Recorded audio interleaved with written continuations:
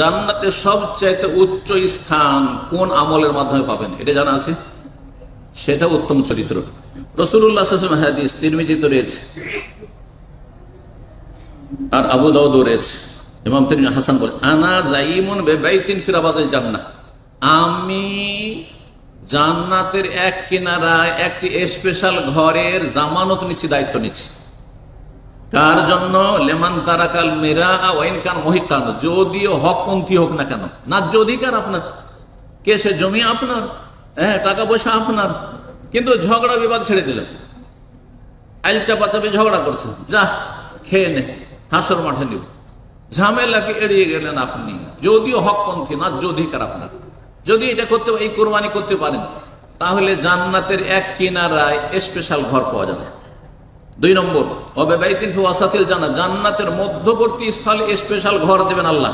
লিমান তারাকাল কাযিবা, যেই ব্যক্তি মিথ্যা পরিহার করবে, মিথ্যা কথা কখনো বলবে না। ওয়াইন কানা মাযিহান, যদিও রসিকতার ছলে হোক না কেন, ঠাট্টা মশকরা করেও নাই। আর কি ওর চাইতে বেশি?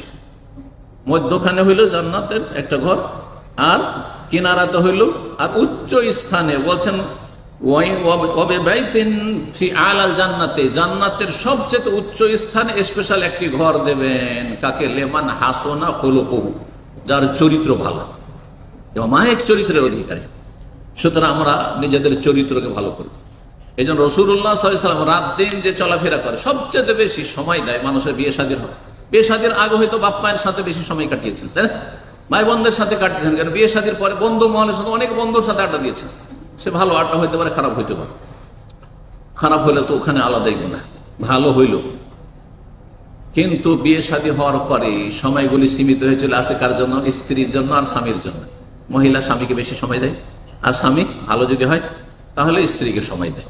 আজকাল অধিকাংশ লোক সময় দেয় না, সারাদিনে পয়সা পয়সা পেট পেট করে যখন আসে এবং নিস্তেজ হয়ে পড়ে, আসার পরে 2 মিনিট কথা বলা সময় নেই, আর আসলো আবার সোশ্যাল মিডিয়া খুলে দিল, মোবাইল খুলে দিল। কি হক আদায় করলেন স্ত্রীরা? কি হক আদায় করলেন? অনেক পুরুষরা ক্লান্ত, টাইট হয়ে আসছে, আর কিছু স্ত্রী এত বদ চরিত্রের আছে আর এত আসক্ত আছে স্মার্টফোনের, যে ও মোবাইল ধরেই আছে। এই একটু পানি দাও না, ওই যে ওখানে আছে। আর যদি বেশি বলে একটু দাও পানিটা, দেখতে পাও না তুমি, হ্যাঁ আমি ব্যস্ত আছি। আউযুবিল্লাহ, জাহান্নামে যেতে হবে সব মহিলাদেরকে, সব পুরুষকে যারা সময় দেয় না একে অপরকে। জি, জান্নাতের উচ্চ স্থানে জায়গা পাবেন যদি চরিত্রবান হইতে পারেন।